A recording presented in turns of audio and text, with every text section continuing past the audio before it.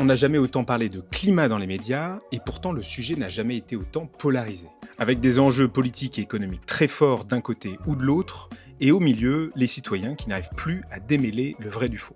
C'est là qu'arrive la loi contre la désinformation climatique. Je vous explique.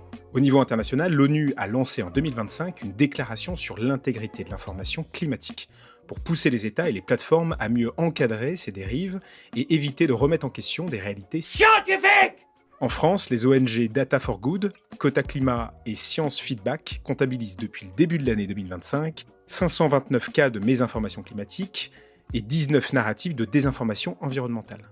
Aujourd'hui, ces ONG défendent une proposition de loi pour encadrer cette désinformation, qui est d'ailleurs discutée en ce moment à l'Assemblée et pose la question: jusqu'où peut-on aller dans le débat politique sans basculer dans la censure ou la préférence politique? C'est une question complexe et si tu veux creuser le sujet, une soirée débat est organisée avec 3 participants clés.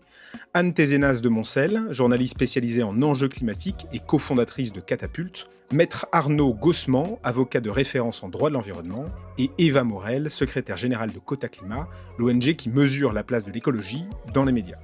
La discussion sera animée par la journaliste Clara Robert-Motta des Surligneurs, un média spécialisé dans le fact-checking juridique de la parole politique.